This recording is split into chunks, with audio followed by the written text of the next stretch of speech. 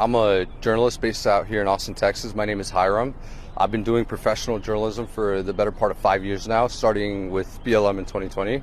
One of the most important things for me to emphasize is that as a brand, we maintain an air of professionalism. We comply with law enforcement at every time. That one night for the protest Monday night was no different. I was out carrying out my duties as a journalist, as a member of the press, when I was arrested. Now my charges were dropped. Both charges that were imposed on me were dropped before I was released from jail. But the arrest, I mean, it seems pretty simple. It's on video. And we feel strongly that, we were just doing our job.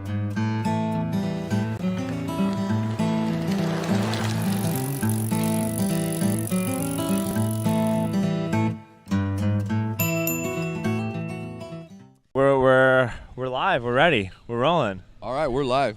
You've had a pretty busy week, Hiram. I have had a very busy life, but yeah, week. I just got out of jail yesterday morning. What happened? I got arrested. Okay, so tell us, tell those of us who aren't really up to speed about what went down. Fill us in. All right, so my name is Hiram. I'm a journalist here in Austin, Texas. I've been doing journalism for 5 years, bro. Right? We've known each other for a very long time. Yeah, we met in 2020 during the BLM riots. We actually talked about masks. You were wearing a Captain America mask. Yeah, to keep you safe from the virus. I really think masks were important at the time, but you were trying to make a point by wearing a Captain America mask.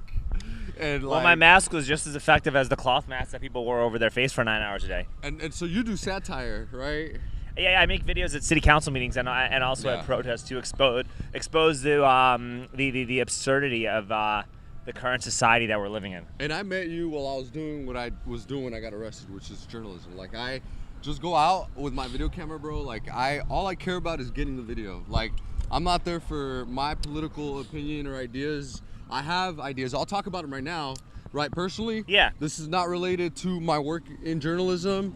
I will talk about my personal life and my opinions, but as a journalist, you're very good at separating your work from your viewpoints. Yeah. You actually are really good about it. And even though I hate corporate media, even people in corporate media are also, at least when they are in the field, they are pretty good about doing that. The problem is with corporate media is that when they're in the editing room, that's when they lose it. Yeah, and see, I don't edit. I just literally go live. And what you see is what you get. There's no post to this or post that. Like, literally 8 to 9 hours sometimes of straight video of these protests going on. And so that's what I was doing that night. Literally an hour and a half video on my Facebook of me covering the protests, with it ending with me in jail. And so what happened, bro, is like I always been saying, I just went out there to get video. I'm not a protester. I was just recording, these protesters and these cops interacting with each other. It started to get spicy, literally. The pepper spray is so spicy, bro.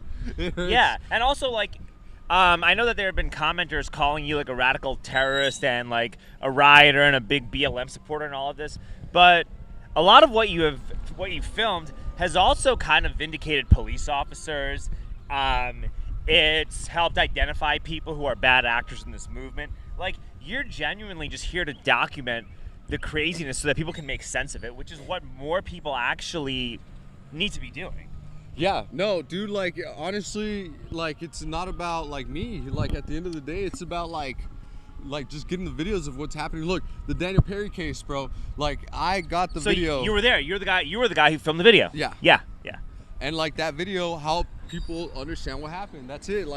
That's all I was doing, and that's all what I did was about. When I got on that witness stand, I was just yo, this is what I saw, and that's it. I don't know what happened. I didn't see whether Garrett pointed his gun or not, so I didn't say that he did or he didn't. I just said what I knew I saw and what the video showed, and that's again. And that's a whole other story. Yeah, it's a whole other story. And you also got arrested that night too. Yeah. Didn't you also get arrested literally after covering that story? No, I just went to go talk to the police, but I got arrested that year under the similar circumstances. So once I got arrested, they told me that I got arrested for resisting arrest, And I. So, all right, so this is last week. This is on Monday. On Monday, they accused you and they charged you with resisting arrest. And you were in the video. You were extremely compliant. Yeah. I'm always compliant. Like, that's my protocol. Like, I follow instructions, especially from law enforcement. Like, no matter what, that like I have to. That's what makes me a professional. That's what makes me different than a protester. Like, yes. That's the bottom line. You're a journalist, not an activist. Yeah. You're a journalist. You document what's going on, and we even saw each other at the protest yesterday in San Antonio. And you were, most of your live stream was just filming the protest, but you were also filming the conservatives too, and you were filming militia guys, and you weren't like talking down to the people in the militias. You weren't talking down to the police. You were genuinely getting their perspective so that the people watching your stream can just understand how people see these protests and see the world through these protests, which is what journalism should be. And maybe if more journalists actually behave like you, maybe America would be a little bit less divided than it is right now. Yeah, no, I agree, man. And like, look, another thing that makes me different than like your traditional journalists is that like, these multi-million-dollar companies, like, they don't want to get lawsuits. They don't want to risk, their journalists getting hurt, so they stay back, and that's fine. Look, it's important, but like, it's also important to like try to be front lines and get footage while also maintaining, that professionalism and compliance with law enforcement, and that's what I do, right? Differently than a lot of media, I get more involved. I cover more of the story more deeply than just like the surface level from eagle's eye perspective. Like, I need to get the meat. You got to get everything. Yeah. Because you're not funded. You're self-funded. You're doing this on your own dime. So you actually have to be better by orders of magnitude than the corporate journalists that are funded by a network. Yeah, like why are you gonna watch me versus CNN? Because I'm gonna give you the footage that CNN can't get you. Because you're hungrier. Because you're hungry. You have something to gain from this. The guy at CNN is gonna make the same mediocre salary no matter what. Corporate journalists actually have the highest concentration of like Ivy League graduates and trust fund kids to almost any other profession, whereas the citizen journalists, they are what journalism used to be back in the 1960s and 70s. Gritty motherfuckers doing everything that they can to get a story. Yeah, like we gotta like infiltrate, like we gotta do the investigative work. Like, we have to be like present when people make decisions, and again, always in compliance and always with respect, but always with the like strong foot on the freedom of press, man. Like, I represent the freedom of press. When people think of me as a member of the press, they're gonna think about what freedoms they have as citizens to consume information. If I don't stand strong on that, the whole community collapses. And you also got to establish a reputation amongst the people you're speaking with, right? Because like, your name is what really carries you through everything. Yeah. Like, and I love InfoWars. I'm friends with all the guys who work there. That's crazy. But when you go to a protest and people see an InfoWars camera, the protesters are immediately gonna shy away and avoid talking to like, Owen Schroyer or Alex Jones or Savannah Hernandez or anybody that has that association, because there is a little bit of there is a bias and there is an agenda to make these people look stupid. Whereas with you, you're just calling balls and strikes as you see it with no real emotional attachment to this. And so you've developed a reputation of just being pretty objective throughout all of this. So people are actually excited to talk to you. People see you with your press pass. They know who you are. People will voluntarily come up to you and talk to you because their story is actually going to get heard. Whereas, and I love these guys, I'm not talking shit about them because there is a purpose to what they do. If you're talking to those guys, generally speaking, like, the purpose of people like that is to expose the insanity behind these protests. And I do similar stuff because I'm just trolling them and getting them to say the dumbest things possible. You're satirist. So so I understand that. So I'm not criticizing. I'm just saying that like you have a really important role in this field that needs to get garner more appreciation. That's what I'm saying.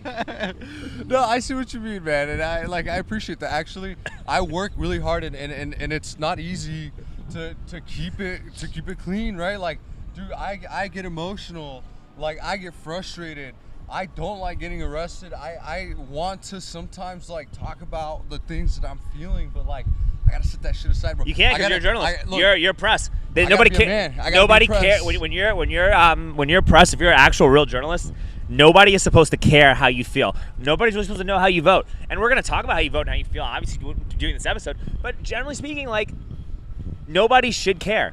I gotta be mature as fuck. You have to be mature. Where I live, not in Austin, because I live a little bit like an hour away. Yeah. Nobody really knows how I vote or how I feel. I don't like advertise my like. You know what I do in my content and the things that I do in my spare time, like when I'm not in Austin making stuff for what I do. So yeah, like it's there's a time and a place to like share your viewpoints, and then there's also a time and a place where like it's okay where people just don't know. Like some of the best content I see on Instagram, like the couples who make videos. What I love the most about some of these people is that I don't know how they voted at all. Yeah, they're just like, it's humans. Yeah, I do not care. I do not want to know how you voted. I do not want to know what your views on vaccines are. I don't want to know your views on wars. I don't want to hear your advice in the stock market or the economy. I don't. You know what I like? There's certain people that you just don't want to hear it from. Yeah. And I think that corporate journalists should be one of those people. I think journalists in general should be people that you just like, I feel this and this and this way about a certain issue. Yeah, I don't care. Just film. Yeah. Just be quiet and film so everyone else can come up with their own opinions. Yeah. Yep. Yeah. That's what we're about. Just shut the fuck up and film. It's really how I think journalism should be. And you know what? Yeah. If somebody like literally when I'm like live streaming and people are like, Hiram, can you shut the fuck up and film? I'm like, dude, I'm sorry, you're right. Let me just shut the fuck up and film. Like, you have to shut the fuck up. You got to shut the fuck up and film. I will. Like, fuck yeah. You're pretty good about it, but I'm just saying, like, the general rule for journalists should be shut the fuck up and film. I love that. Yeah. How was jail? Jail was terrible, dude. My car got stolen. And actually, I'm looking at that car, and that car looks exactly like my car that got stolen. You want to see it matches crazy. The plate? You want to do like all right, drive around and let's match the plate. Yeah, let's see if it matches. Quick investigation. Yeah, let's just see. Could that be the car that got stolen? Exact same car and model of car that got stolen on Monday. I have the title. Yeah, I have a picture of the title. That does have different rims though. Yeah, maybe they got new rims. Maybe they changed the rims. Let's see. Let's do a quick drive. Does it look? Dude, how does the paint look? So similar, bro. No, you know what? The paint's chipped a little bit differently. Same plate? Same looking car. Nah. Are you sure? Are you sure? This is not the car, guys. But just be on the lookout for a 2003 Toyota Corolla that I bought on Monday. It got stolen on Monday. You have the worst luck with vehicles. Right? I have the worst luck with vehicles. Like either I bought a bad car from a bad person that tracked it and stole it back from me, which I doubt because he gave me the title and I went to his house. Right, I met his wife and his kids. Like, I don't think that guy stole the car back. So I don't think that happened. That's just too unlikely. But like, it's crazy that like, look, I blame DPS, bro. They arrested me. I couldn't get back to my car on time. So tell me about jail. So jail sucks, bro. Yeah, I want to hear about it. Did you have the peanut butter and jelly sandwiches and no jelly? Bro, or the bologna? The bologna? Did they give you the bologna sandwiches? No, goddamn fucking bologna. And they're like plastic for cheese. Wait, so they didn't even give you? Wait, did they give you bologna sandwiches? They didn't give me bologna. They didn't give you bologna. Just cheese. That's a human right. Yeah, that's a strict dog. That's a human rights violation. Bro, look. Here's what they'll tell you. They'll be like, "You're only in here for 24 hours. You don't have to eat. You'll be fine." And they couldn't even give you a bologna sandwich. That's a cornerstone of going to jail is eating eating stale bologna sandwiches. And you couldn't eat. They couldn't even give you the decency, as a member of the press, to have a bologna sandwich with expired bologna. With expired bologna, bro. You should sue. And then the lunch times are all weird. Like they bring in your breakfast at 3 a.m. You get lunch at 10 a.m. and then you get dinner like at 4 p.m. and it's like so confusing, bro. Like you never really know like what time it is when you're in jail. I believe that. It's so isolating. Look, the Travis County jail system sucks. It's slow. Like they put you to jail by yourself. Like I feel like it's solitary, bro. I mean, like it's literally solitary while you're in there. Like you get no access. Look, I got a pencil, I got a paper, and I got a book.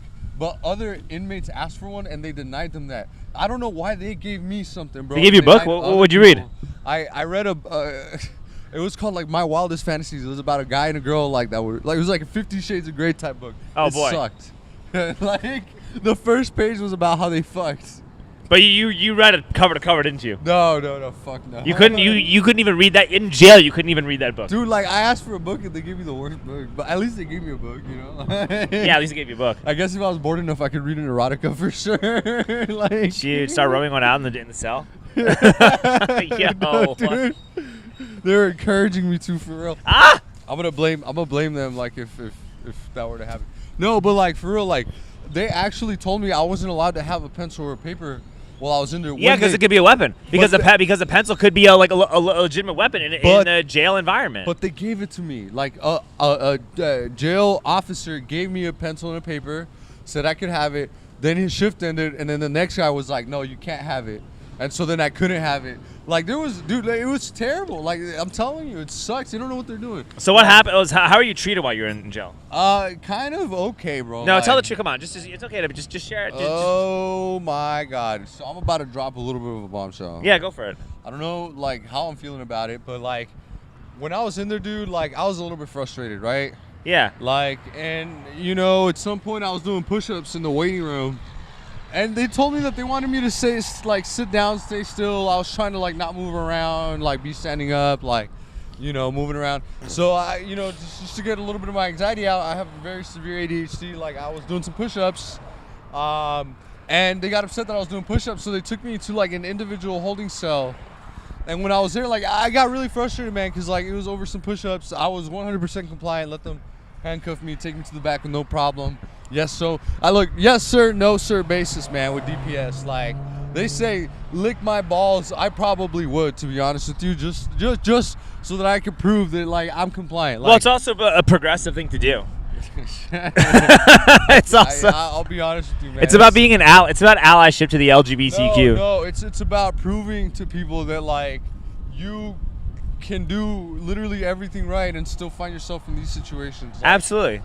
And then like so, I get taken to the back, bro.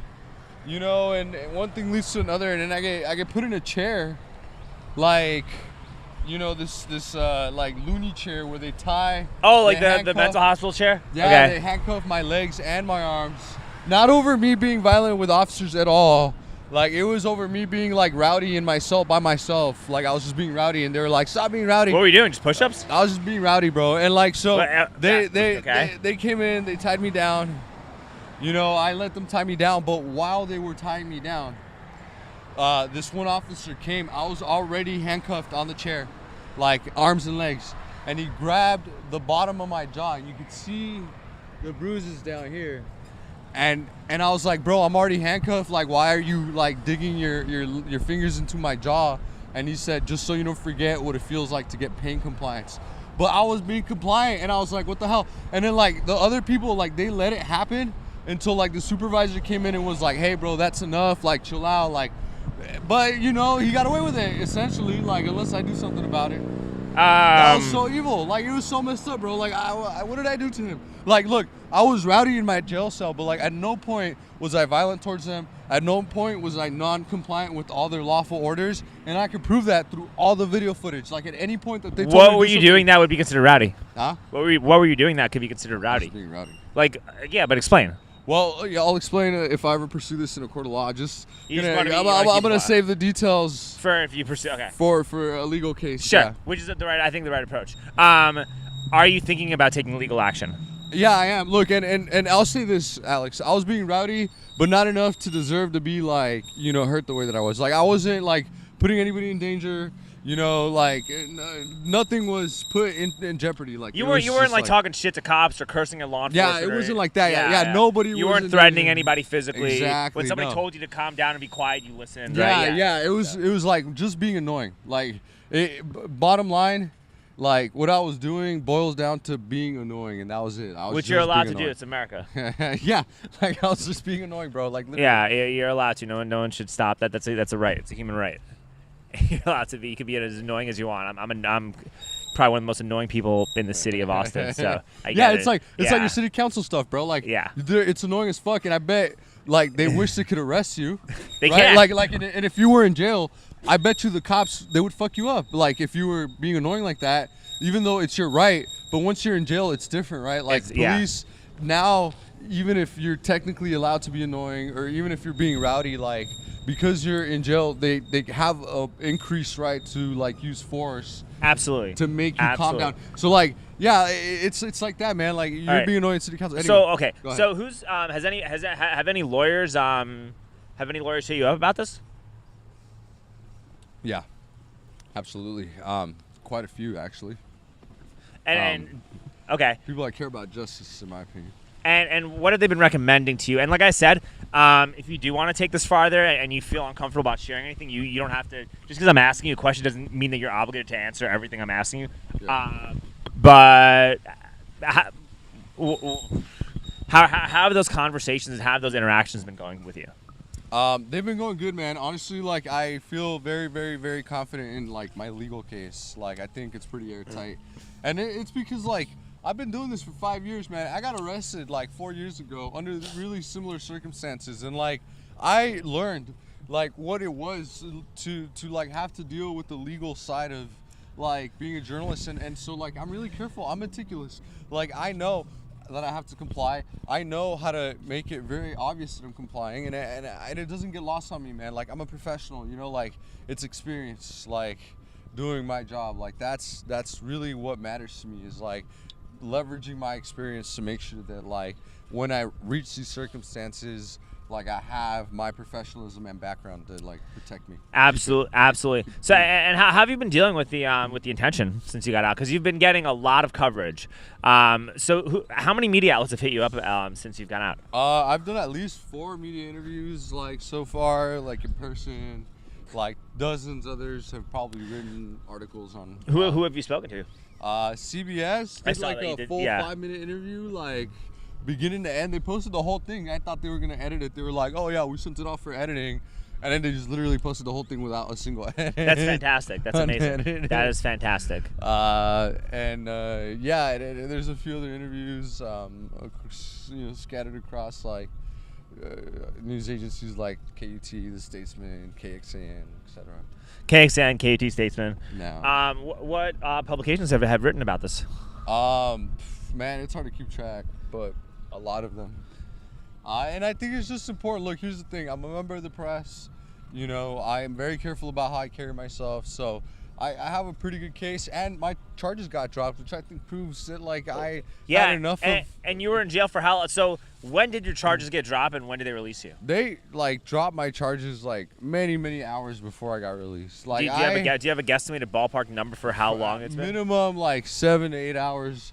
I already knew my charges had been dismissed, and I was still waiting to get like. And you were just kind of chilling, yeah. Just kind of chilling, like more like hallucinating from like the solitary confinement. Yeah. Like I don't know, man. But that's just a personal thing, right? I'm very sensitive to like not having enough mental stimulation. I get very stressed when I'm understimulated. Oh yeah, no, I'm super ADD. Also, I don't think I would do very well in a jail environment. I couldn't do it. I go crazy. And yeah, like, I couldn't do exercise, and then like after 28 hours straight of sitting down staring at the wall, bro, like you get antsy, you know, like a little bit. I can imagine. Yeah. And if they're not giving you a pen and paper to write things down, that makes it even crazier. Yeah, dude, and then I got lucky. I had pen and paper. Like I got lucky. I had a book, an erotica to read. Like, you know, even if that I was privileged, it still sucks. Like, I mean, I understand not giving you a pen and paper, but a magic marker or a crayon, you can't really shank anybody with a crayon, you know? They should give you crayons or something, I think. Yeah. Like, then people write on the walls. The walls are already written on, though, to be honest. What? Dude. Yeah. Like, the walls already are books in themselves. So I maybe believe the book that. is the wall. Yes. You decipher what the hidden meaning is. You could really find out like about how these people truly live their lives and what have you. We're out in a nice. This is a nice area. Yeah, like I never even knew they had actual houses and residences here because this is amazing. Imagine like having pan this camera out there too. Like imagine having a little house right out here. No, yeah, just keep it locked locked in. We can't, but there's some really nice houses just right outside, right overlooking the lake. Like, imagine if the water was actually clean and you could eat the fish out of the water. This would be amazing. I wouldn't eat the fish out of Lady Bird Lake. Needles, because there's needles and feces and all types of garbage. Wait, are you saying the fish are doing heroin? I'm saying the bums are doing heroin and throwing, and the needles are and the needles that are like all over the green belts are like washing into the water, and that's kind of an environmental problem. And none of the climate change activists want to do a fucking thing about it. Breaking news. Breaking news. The fish are Fenty folding in Lady Bird Lake. Yeah, we got fentanyl fish. Come on. Fentanyl fish. We got fentanyl fish out here in the lake, dog. Let's go. Stop the fentanyl fish. Is that why they fold like that when you get them out of the water? Like, yeah. You know what? Like when you get fish out of Lady Bird Lake, instead of like flopping around, they stay flopped. So this is where we start. Yo, this is the part of the episode where we start arguing with each other about shit. This is great. Oh, all right. Yeah, all this is the right, part where we start disagreeing. Disagreeing on everything. Wait, okay. just kidding. No, I don't care. I don't care. So all right. What's your view on these protests? What's my view on these protests? Yeah, what's your view on that? Look, I think the immigration situation's fucked, bro. Like, how? My stepdad got deported, like, essentially, right? Okay, like, wait. Tell the story. I'll tell you that much. Like, my mom lives in Mexico because my stepdad cannot fix his immigration status to live here. So how did he get here? How did he get here? Yeah. He lied in 1996 about his citizenship crossing the border. Okay, but how did he cross the border? Like, how did I want the details. They asked him. They're like, "Hey, are you American?" He said, "Yes, sir," and they let him through. He just walked across the border and they just what? Yeah, and actually, that's exactly why he's perma-banned, because like he lied about being a U.S. citizen at a point of entry. They let him through, but like then they later found out that he lied, and after 1997, like anybody that lied, he was 1 year away from getting away with it. But like in 1997, they instituted a law that anybody that lied about their citizenship was permanently banned from citizenship and from visiting the United States. So then he's unable to like fix citizenship for the rest of his life. Okay, so how long was he in America for? He was in America for like 15 or 20 years. 20. Okay, so how did actually, he was in America since he was 8. He grew up in Chicago. So he grew up in Chicago. Yeah. And he lied when he was 8 years old about crossing the border, and they perma-banned him when he was from something he did when he was 8. When he was like 16. So, but you said he was 8. Like, yeah, that's when he got caught lying at the point of entry. Like, it was when he was 16. Yeah, like I think he crossed and came back. Like back then, it was easy to go and come back, bro. Like, so he came with his family when he was 8. Like in the 80s, the border was like a cheese, like it was like Swiss cheese. You could just walk in and come back like nothing, bro. Like the border wasn't always this secure. You know what I mean? Yeah. Like it was easy to come and cross. Like back then, like a border guy would just ask you like American, and you'd be like yes, and they'd let you through.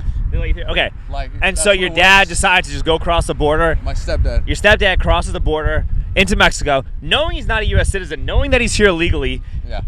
That's a bold move. Yeah, like people. Okay, and so there was a documented record of him saying that to the border patrol officer, just claiming that he was American, and then like crossing. But I thought that like the border was like Swiss cheese back then, and didn't they just say, "Yeah, I'm an American"? And they just walked in and you walk out. And that's exactly what happened. So how are they even prove that he lied? That because they have proof that he crossed at some point, and that he lied. But how? If they weren't even documenting, they weren't documenting anything. No, they were like they documented that he crossed, and they documented that he said he was American. But they didn't double check it, you know what I mean? They just believed him. They looked at his ID? Yeah, like and then they were like, wait a minute. A couple years later, they look back and they're like, wait, you lied back then, huh? And he was like, oh yeah, I did lie. And they're like, oh, we just realized, my bad. And then they perma-banned him. Okay, so was there any point before all that stuff that he was trying to get citizenship? What was your stepdad trying to do to get citizenship? Yeah, he just could never get. No, but tell me what he was trying to do. He tried through different immigration lawyers to see if there was a path for citizenship for him, and there wasn't really. Why? If he's been there if he's been here for so long. He has kids that are citizens too, but like he had a baby mama that he had a lot of domestic issues with, and like he has like one arrest on his record, which have kept him from like. What was the arrest? What was the arrest? It was a claim of domestic violence, but like the charge was dropped. I couldn't tell you a lot about his past, to be honest with you. All I know is I've known him for about 15 years now. My stepdad's never been like violent since I've known him, right? Maybe troubled past. I don't know. I wasn't there. But ever since I've known him, and most of the time now he's lived in Mexico, like he's a chill, law-abiding dude. You know what I mean? Like no, I know, but if you have like no drugs, no alcohol, yeah. But a DV charge isn't good, right? No, and on paper, when you look at the state of how things are now. But if I'm Donald Trump, right, and I'm looking at your stepdad's case file, and I don't know you, and we're not friends, and we don't know each other, and I see a DV case, I'm not like, looking at that objectively as a member of the government with no personal relationship to you, I could see why it's becoming harder to get that pathway. But let me tell you more about it. Sure, I want to hear. So like he was never convicted, like he wasn't found guilty. Okay. Right? Like, and if anything, like, and I checked the court records, I looked through his papers, so I know a little bit, man. I'm telling you, I don't want to claim like I really know what's up. But no conviction. And what I'm telling you, the actual legal barrier is not that charge because it's not a conviction, but it's the fact that he lied. That's actually what caused him not to be able to fix the citizenship. Like, if so how it do wasn't for that, he might actually be able to fix it despite the DV charge or the DV pass or whatever. So how, and there was no, how many years did he spend trying to go through the process to get citizenship? His whole life. His whole life. Yeah, like he tried. And you know what? He was a head chef at a buffet. Like, he was earning $30 an hour. Like, being a head chef at a really big chain restaurant. He was like a supervisor for at least 10 years. Yeah, that's a problem. So how old was he when he got deported? That's a problem. No, I mean, it is a problem. Like, you should, like, that specific case is, based on what you're telling me, like, that's a problem. In my opinion, if anything, like I don't think it's good that your stepdad got deported based on what you're telling me is what I'm trying to say. Oh, okay. Right? Like, I was gonna say, like, that's what I'm like. Okay. Like, it's a problem that somebody like that is getting that the focus on, that's what we're focused on deporting when you know, millions of military-aged men from God knows where whose records aren't vetted just walked across the border under Biden. Like, yeah. I think that your dad getting deported on a technicality, while a bunch of military-aged men have just waltzed across the border these past 5 years, should infuriate you. I don't know if it infuriates me. Like, it just, like, it shows me that we got to fix something, right? Like, to me, it's like, it just can't be that he's banned for the rest of his life. I'm like, look, it's one thing to be like, you know what, you're banned for 5 years, or you got to go through this extra process, or there's, you know, but like, to be like, you will never ever get the chance to. You should go to these protests, bro. Crazy. You know what you should do? You should go and film yourself. When these conservative commentators go, especially in Austin, you should tell that to you. I'll record this for you. Like, if you see Owen Shore, Savannah Hernandez, or any of these other people, who, like, we actually like these people. Like, we're kind of friends with them, right? Me more so than you, right? Yeah. But like, when these people start interviewing people, you should just go and film yourself telling them that exact same story about your dad. And I'll record it and send it to you so you can share it on your social media. Because, like, generally speaking, I think that here's my view on this, on the migration thing, right? Yeah. I think that if you crossed over illegally under Biden, you got to go. Just because you had a dementia patient signing executive orders that he had no idea about that flooded the country with like 10 to 20 million, God knows who, you know, are coming in. No, let me finish. Yeah, you can, but I want to finish I want to finish what I'm saying, right? And a large portion of these people who came here were military-aged men. My friend Anthony Rubin did a whole documentary about how, like, a bunch of nonprofits are funding border crossings from, like, Colombia and Ecuador all the way through the southern border, and like NGOs like Amnesty International, Doctors Without Borders, and OIM were giving a bunch of money to people for guides across the border. Many of these guides happen to be cartel members and whatnot. Like, the influx of people that came here under Biden, considering the circumstances, I do feel, especially since a lot of them are military aged, that specific thing is a national security hazard. But that being said, like, deporting senior citizens that have been here for like 30 years, or like deporting people who are like on their way to court for a court case to try to like do this the right way is not the correct approach for dealing with that, with the problem at hand. Yeah, no, for sure, man. And like, I also wanted to say that, like, you know, when Joe Biden became president and everybody was like, oh my God, like, you know, all these immigrants are coming true. Coming across. It's true. Like, actually, I went to the border when there was 14,000 Hungarian migrants under a bridge waiting to get processed all at once in Eagle Pass. Like, imagine trying to process 14,000 people at once. You cannot with a limited number of resources. It was insane, and the Joe Biden administration didn't do a lot to try to help. So it's true, a lot of migrants came. But here's what I'm gonna disagree with you on. I think migrants came because they thought it was easier, not because Joe Biden changed the laws, bro. Actually, when I looked at the laws at the time, Joe Biden didn't change any of the laws yet. Like, well, he reversed all of Trump's executive orders. He didn't. He did not reverse a lot of the important immigration ones. I thought he did. I thought he did. I thought it was pretty obvious that he reversed a lot of Trump's border policies. He reversed some policies, but none that significantly changed people's chances of actually getting in the country. Like, it was just as hard as it had always been to try to get in. There wasn't a lot of change. Look, and here's the thing, bro. We both know that presidents have only a limited amount of power to do things, right? These executive orders can only do so much. Yeah, can only last so long. So you can't blame it all on Joe Biden. It's not like he changed the government overnight. Literally most of the shit was the same. But what I do think is, because I interviewed migrants, is that a lot of migrants were like, oh, well, I had people tell me in my country that it's easier now because Joe Biden's in office. And I think that played a role. That's a fucking lie. They fucking lied to you, bro. I'm sorry, but no, I think that did play. I think that played a role. Easier now, I think that played a role, and I think it caused a lot more people to come here. But that being said, the border security that we had under Biden, based on the numbers of people that came here, and based on a lot of the footage that we saw from citizen journalists, was non-existent. You saw videos of migrants just staying in these fancy hotels in New York City. I have friends out there who were telling me that this is what they were seeing. You have you have a bunch of illegal immigrants that are driving for Uber and Lyft and doing DoorDash and doing Uber Eats that's not bad. No, it's terrible. that is terrible? The worst thing. Okay, you want to know why that's terrible? Yeah. Because the vetting process Uber's for how. Billions. Yeah, so you're using migrants for cheap labor for $1 billion company. That's the most. That's so progressive and inclusive, Hiram. No, it's ridiculous. That's the Did we just switch roles here? What's going on? No, I'm just telling you, it doesn't make any sense. The original, so.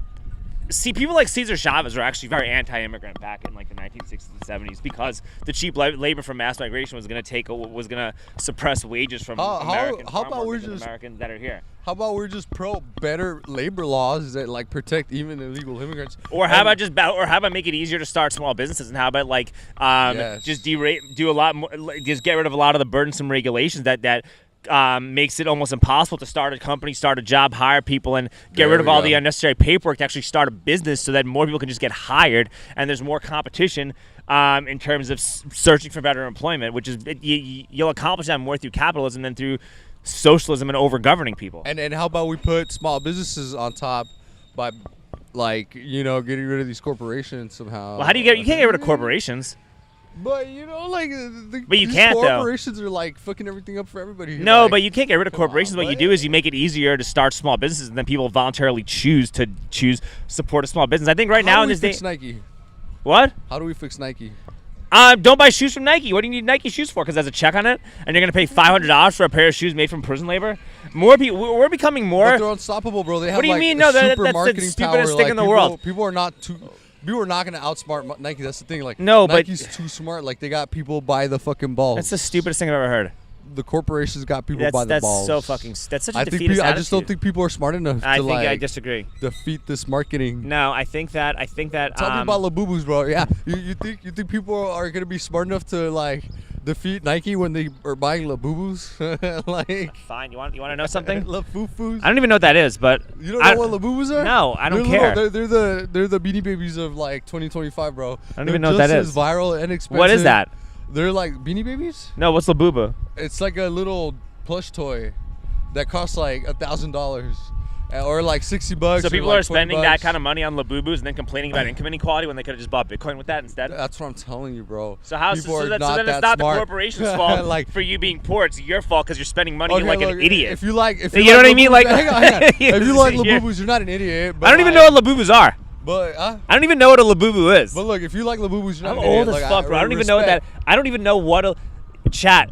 Let us know what a Labubu is in the comments. That's what we have to do. It's an ugly ass looking little dog. This is the first time I ever even said. Hiram, this is the first time I ever said chat in a video. That's how old I am. Chat, bro. Yo, what up, chat? What up, chat? What's a Labubu? Comment below. Labubu, bro. I'm gonna show you a Labubu. Look. Let's see it. Well. And they're rare and they get expensive. Some of them are not that expensive, but it's just a tiny little keychain about the size of this microphone. Look, and the point people is, go crazy. here's Like what I was gonna say. this is a labubu. This is a Teletubby. That's a labubu. This is a Teletubby. Does this not look like a Teletubby? Can you see this? Dude, that is a motherfucking Teletubby. Wow. It's a sensation, bro. People are buying that shit? People collect them. People pay up to like $1,000 per doll. Like, and per like set of boxes. Is this shit? They're buying this? Fight each other over this. This is Black Friday level. Like, it's Black Friday level shit. Yeah, bro, for these dolls. And then they blame Trump and it's the billionaires' fault that they got no money. Bro, and it's because of billionaires not paying. But think about it like this: more like the billionaires have these people by the balls, and they're making them like. They're not making you do anything. You have self-empowerment. No one's marketing. And clever marketing my ass. TikTok. No one's making me do anything. Look, has anybody? How many Labubus do you own, Hiram? Huh? How many Labubus do you own? None. But yeah, exactly. So if they were all that powerful, we'd be talking about our Labubus and how many we own, and comparing that instead of like actually like analyzing and having an adult discussion about the state of our country right now. Bro. They can't brainwash us all, but they got a lot of us. That's what I'm saying. I think that we're more. I think that our humanity's collective consciousness is the highest it's ever been in the history of humanity, and we only think that it's declining because of how high our consciousness actually is. No, that's and we see actually everything true. in front of it. To yeah. be fair, bro. I mean, like, look, we're chilling on a pedicab with the guy wearing fucking headphones, like with microphones, like a whole mobile podcast. Like, and back then, kings could barely even take a shit in a toilet, like, you know. And we're here living in like high tech, comfortable cushions, like microphones from China, like motherfucking we're chilling, from China, like we live better than royalty did. 600 years ago. Exactly, my homeboy. And then 100 years from now, the average person's gonna live better than Elon Musk is right now. You know, like it's just gonna be. Dude, Elon Musk is peak male, like figure. Elon's Elon. I think that Hey, wait, do you think they're really fighting? No, I think it's all bullshit. I think what's happening. Bullshit, yeah, let me give you my theory on Trump and Elon. All right. I think we've talked about this too before, right? But we'll talk about this. Okay. So, Elon Musk is doing a lot of work to expand Tesla. He's expanding Tesla through robo-taxis and humanoid robots. Those are the two main ways in which Elon is expanding Tesla. What do you need in order to produce a mass quantity of humanoid robots and robo-taxis? Money. Lithium. You need lithium batteries to produce electric vehicles and humanoid robots. You need a lot, and rare earth minerals. Where do we get most of our rare earth minerals from? Colombia, right? China. We get so much stuff from China. China is still like our number one like trading partner. Elon has a whole factories in China to manufacture things. Donald Trump has an openly hostile relationship with the CCP right now, and that's that's a whole nother story. But the association of Elon with Trump, while they had this hostile relationship, combined with wanting to build out robo-taxis and humanoid robots and expand Tesla in a humongous way, you need a good relationship with China. So you have to depoliticize yourself and disassociate yourself from the Trump administration, just as a way to like continue having good relationships with foreign countries and with other governments, and as a hedge in case you get a Democrat in the White House. And Trump is also gone after 2028 anyway, so he doesn't even need to have a good relationship with Trump. Like, him having a good relationship with Trump is not going to impact whether he has a good relationship with J.D. Vance or Ron DeSantis or even Nikki Haley or whoever the next Republican nominee is going to be. So it's just like, it's all just noise and it's theater. And Tesla's probably a good, not financial advice, but like, you know, I could see Tesla like really performing very well in the next like 5 or 10 years considering the circumstances. Look, let me tell you, bro. Like, my question is, and a lot of people's question tends to be like, what's the limit, bro? Like, where do you call it quits with like how you associate with other people? Like, you know, like, look, Elon Musk, Russia, best friends with Putin. Like, should Elon Musk be friends with Putin for the sake of like better Tesla cars? Like, we want that? Like, is that actually like where we cross the boundaries? But like, of what's like okay and not okay? Like, where's the line, bro? Like, are we gonna let Elon Musk like suck Putin's dick. But you can't do anything about that though. You literally can't. You can't do anything to really stop. Yeah, you can. No, you what you can sanction Tesla and Elon Musk. Okay, but then you're going after political. Okay, but then you start freezing Elon's bank account. Then all of a sudden it's like, well, let's freeze the next millionaire's bank account. Let's freeze bank accounts people don't comply. Like, you cannot freeze. You can't. You just can't do that. So again, my question is, where do we draw the line? That's exactly what I'm going at. Like, how much is it okay for him to collaborate with foreign governments? Like, are we going to tolerate like Elon Musk being best friends with Russia that might be trying to nuke us? I think the real question is, how do you opt out of being forced to use something that's made by a billionaire? I think that's like a better question, right? Like, because like there's no way that you can really like sanction or control or stop really wealthy, powerful people from being really wealthy and powerful. They got there because of this absurd amount of passion and dedication. Like the dedication that you have to making videos, Elon's dedication to making vehicles and starting companies and building out rockets like and no all this matter other what, stuff is probably 100 or 1,000 times greater than your dedication. No way. Yeah, it is. No, because you don't true. understand. Like you don't understand this. Like I'm and shut the fuck up. No, and like my passion for making videos and trolling and doing stuff. Like in order to get to that kind of level, you have to have like. It's the same type of passion that like Mike Tyson had when he was trying to be the heavyweight champion of the world as like a teenager growing up in like Catskill, New York. Very few people have that passion combined with the fortunate set of circumstances to get to where they're getting, and like it's just almost impossible for like a regular human being to be able to rival that in order to put a stop to that. So what we really should be thinking about is, how do we as individuals, how do we as human beings, A, collectively work to make better technology, and B, how do we opt out of being forced to use a product that we don't want to? How do we as human beings opt out of our privacy being violated? How do we opt out of your currency being systematically destroyed through fiat? How do we opt out? Like, how do you opt out of being deplatformed on social media? How do you opt? So I think that like the real discussion's got to be like, how do you opt out of bad things? And ultimately, if enough people opt out of certain practices, then the companies that are trying to incorporate those practices lose money, and they have to course correct. Look, here's the thing, bro. I'm about to hold this mic like I'm Sure. holding a glass of wine because this is what I'm about to say. Or a penis. We live in a society. That's it. Like, no, it's because what you're saying is like, how do we opt out of these things? It's like, I think you know what you're even asking. Like, the more we zoom out in this conversation, the more you're like, you know what, dude? Like, we just live in a society of people that have a bunch of fucking ideas of what is right, what is wrong, what this goes there and it doesn't go over here, and like. And we're just trying to deal with it all, and like there's some bad things and good things, and like that's just part of living with a million other people that like have a million other ideas, right? Yeah. Like we just live in a society, guys. Like honestly. Also, society is pretentious philosopher. Our society really is. There's a guy named Ray Dalio who wrote a book called like The Changing World Order. Yeah. And in his book, I haven't read it, but I've listened to him talk about it, and I've read kind of the descriptions of different stages. And there's basically like 5 stages for how like a country or an empire starts developing from the inception to the peak to the eventual fall and collapse. Yeah. Right. And so there's like the building stages, and the growth stages are stage 1 and 2. Stage 3 is the prosperity stage. Stage 4 is the decadent stage. Stage 5 is the stage where things start collapsing, and then stage 6 is like the civil, is where it all ends, and it devolves into civil war, regime change, and a total restructuring of the country / the empire. Right now, we're in stage 5.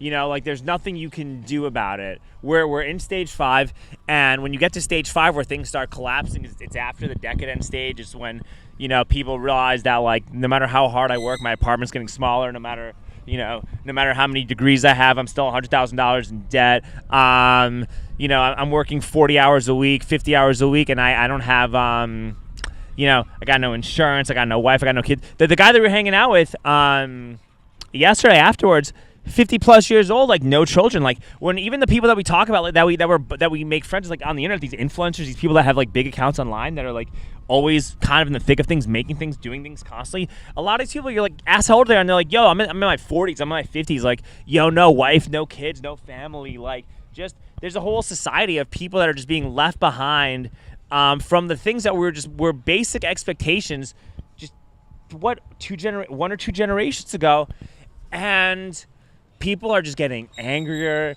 and angrier. The poorer people get, the less people feel as though, you know, the less you feel as though the American dream is able to like help or benefit you. And then the more you see people who have assets just get richer and richer, while no matter how hard you feel you're working, you're just getting poor. You have nothing to show for it. Raised in broken homes, you know, all these other things. Like, you know, the more like eventually you get to a point where you just get angry, and your brain and like the more. The more hopeless you feel as a result of everything, the harder it is to listen to reason, the harder it is to like actually like make life improvements, the harder it is to like actually do things to like level yourself up to be middle class. And the more consumed you are by this like anger and this rage and this poisonous thinking, the more the more impossible is to even listen to reason, and you get trapped in this vicious cycle, and you just form these like ultra extreme viewpoints. Like at these protests, you got the leftists that are just like mad about Trump and mad about the border and mad about everything, even though Trump's like, I think that I get, no, I get it. You shouldn't deport people when they're on their way to their court case, and you shouldn't deport senior citizens. And what happened to your stepdad is really bad. You should be communicating that. And anytime you see a right-wing protester, you share that. You make that a thing. Make this you're a big deal now. People know who you are. Talk about your dad, bro. Talk about your stepdad. Go talk, like, people, conservatives like you. Go talk to conservative commentators about, like, yo, why can't my stepdad with no record, who was a top chef, get back into come into the country? I miss my dad. Like, why can't you do that? You have the ability to do that. Even if you fail, you have the ability to at least try. Most people are so defeated and feel so down and so hopeless, they won't even try, and all they're going to do is complain and be angry. And that's, like, part of the collapsing stage. And ultimately, it's all mental. It's just all mental. Like, it's not real, and it's all self-inflicted. Yeah. Sorry for the rant. No, fair enough. Like, it's yeah, man. Like, you know, it's a complex, multifaceted, multi-layered world we live in, and like, you know, I couldn't disagree with you. Like, there's just so much shit that like it just gets shoved under a rug, or it gets lost in the complexity and translation, but. You know what? At the end of the day, bro, like, I'm just here to get the videos. You're here to get the videos, and you're here to document. And you're objective, but you're allowed to share your opinions if done respectfully. You do a good job of it. Like, listen, I've never so far gotten my ass kicked or even been threatened at any protests or any of these events, and I've been doing this for years because me and you we have different opinions on certain things, but, like, we're both calm. We both keep our cool. You know, you've never seen me lose my cool at an event, right? I've never seen you lose your cool at an event. We keep our cool. We're calm. Even that one time when that guy tried to put his hands on me when I did the fake race war thing. Yeah. Dude, I'm like, I mean, I just shrugged it off and walked away like nothing happened. I didn't care. I didn't even get reactive when like somebody tried to get like physical with me or like lose my shit at all. So like, you know, as long as you're calm, as long as you explain why certain things aren't, and then like lay things out in a way that's digestible, like, you can fix it. The problem with these protesters, they don't have the ability to do that because they're so beaten down and so consumed with rage and, you know, and just so angry about like about everything that's happened that like it's just kind of fair. It's like there was a guy with a Trump flag holding up a Trump flag just trying to piss people off, and that guy's a problem too. That guy's so desperate and so angry and so disenfranchised that he's doing anything for viral clicks. And then you got people that took the bait and started yelling at him and screaming at him and doing all this. I'm like, why, dude? He's just wearing a Trump flag. He just looks stupid. Just ignore him and laugh at him. You know, like that's what you should do. And then there was a guy who like tried to throw a brick through a window, and crazy. Over that, and I'm just like, why? Because you're angry. Because you're just so angry about everything, and you feel so hopeless, and you feel as though you have no voice, and you can't say anything, and you're so conditioned to keep everything so suppressed and bottled up, and you're afraid to take risks, and you're afraid to actually like have the discipline to follow through on a risk, and your idea of taking risks is investing in fucking memes on the internet. You know, and so it just manifests itself in these bursts of anger that just make you look insane. And the right wingers are bad about it too, man, but it's just autistic juice burging instead. That's crazy, man. Well, you know, the arrest was crazy, but my charges were dismissed, I think. Yeah. Because I do a pretty good job at staying pro. Look, my hand's kind of numb, bro. I was just realizing as we were talking and just a little bit earlier today, from like having the cuffs on a little bit tight right here in the spot, I've lost all feeling, and it hasn't come back. It's been like 2 days already. It happened Monday night. It's Thursday morning, Thursday afternoon, and I permanently have no sense of touch anymore in this part of my hand. It's a small part of my hand, but honestly, it's kind of making me sad. It's that kind of sucks. Yeah, well, you know what? You'll get paid even more money during the lawsuit. So look at that. Maybe you could buy me some steak. It'd be nice. For real. Fogo was nice, all right. When we've gone to Fogo together, it's been nice, right? Fogo's I went to Fogo that one time. Dude, Jay Primes is also great. We gotta go to Lambert's at some point. Eat some steak, dude. Boys. Dude, Austin does have great steakhouses. Yeah. But here's the thing, right? And people talk about, oh my god, I'm being beaten down by 9 to 5 in corporate America and this and that, and I have 3 jobs and I can't pay bills, and it fucking sucks. And like every day, I thank God that I'm like, even though I didn't this morning, I'm upset about that. But most of the time, I really do try to like thank God for where I am, right? Because like, you know, I don't even know what a job. Like I've been a pedicabber for a very long time. Like 12 plus years. Luckily, the circumstances allowed me to kind of have a house and be relatively middle class, be able to spend my own money doing podcasts, be able to go to these protests, not have to rely on other people to pay me, live a pretty comfortable, not wealthy, but live a nice, comfortable middle class life in a safe area where we're getting food from the farmer's market and doing all this nice stuff. You're out here. When was the last time you had a job?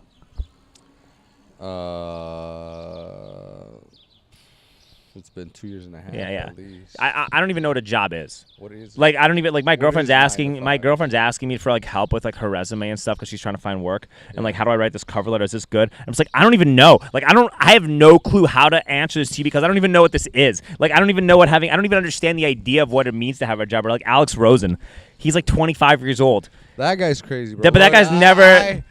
We're not talking shit. We're not doing this. We're not doing this. He risks his life to get pedophiles. I don't care. Don't care. He risks his life to get pedophiles off the street and make society infinitely safer for children. He's had convictions in I think almost every single state in America.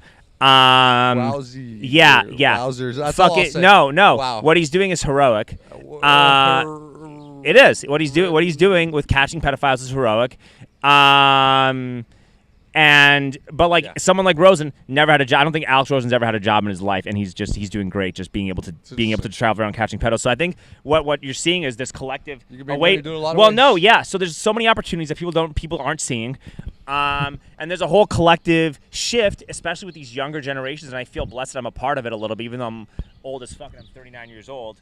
But I'm also very immature, and it took a while for me to like kind of develop. And then like I didn't move out of my mom and dad's house until I was 27 years old, so I get the hopelessness that people feel. Yeah. Right, and a lot of where I'm at too just I did make some decent and some pretty good investments during COVID and whatnot, which did help a lot. Pedicabbing allowed me, saving through pedicabbing allowed me to help make these investments. So yay me, not bragging. I hope not. But what I'm saying though is that there's a whole new generation of people who are. There's a lot of opportunity for a lot of for a lot of human beings, and this younger generation is going to capitalize it, where you can make a lot of money and live a very comfortable life, while forgoing the traditional route that people have told you. And the traditional route is fucked up. It's backwards. I don't think it works anymore. But there's a whole new frontier out there that is wide open for the taking. And I think that I hope more people go that route, and I think we're going to be a lot happier and a lot more peaceful and a lot more open society through dialogue, and things are going to actually like long-term optimistic on human beings. Even though we might be in for a very rough patch these next 10 years, I think long-term there's going to be a lot of human beings that are going to come out very well as a result of how the world is changing. Yeah. So how do we get a hold of you? Just find me on Facebook, Instagram, Twitter. Soon on Twitter. I'm not on X yet. You have to. I know you don't like Elon, but say it louder. Sorry. Gilberto. Elon, I don't hate you, bro, but I think you're crazy or just a little autistic. Yeah, and that's good. And you know what? He's destigmatized autism, actually. Being autism is cool now, thanks to Elon. So there you go. Cool. I don't know about cool, bro, but like, you know what? He sure dropped some bombs. I wish I had my Autism University shirt. I'm gonna wear that when I go pedicab this weekend. Interesting fella, bro. Very interesting. Thanks for the electric vehicles, though, man. No, we love you, Eli. No, and it's about supporting African American business owners. Yeah. So that's what Elon is. And then the drama, dude. Like, you know what? Bombshells with Trump. I could always appreciate, you know, some truths about Trump that he might not even. Who fucking knows? Who cares? Look, at the end of the day, a lot of this, everybody's on the list. That's what I'm trying to say. It doesn't matter. Just pay attention to the numbers. Pay attention to the economy. Save your money in better currencies, and ignore the noise. And hopefully, this podcast helps put some context into the noise. Hiram, thank you for going on. Really appreciate this. Always a pleasure. House for Trump. He's secretly a dirty motherfucker. He probably is, and that's okay. Yeah, he likes it. Dude, dude, some of these evangelicals like that are so fucking hard. They just get the biggest hard-ons for themselves. They get so uncomfortable with this stuff, dude. They're just like the fucking woke fucking libtards. The same thing. Everyone takes themselves too seriously. Enjoy life, worship God, and don't cheat on your girlfriend, and don't don't transition children, and don't fuck prostitutes, and don't do IV drugs. But generally speaking, just be a good human being to people, right? Anyway, Hiram. It's been a pleasure. I am Hiram Live. Is that what it is on IG? I'm Hiram. I am Independent Media Hiram. Independent Media Hiram Live. Instagram. And you got to get a YouTube. You got to get a Rumble. You got to get all that. Yeah, we'll dude, no, seriously, you're a big deal now. Strike on the Iron's hot. You have an opportunity to be one of the best journalists in America, if not the world, with what you do. And so you should take advantage of it, because there's nothing else. There's no point to doing anything else. You're right. Anyway, all right. It's been fun. It's been fun. Thank you, sir. All right.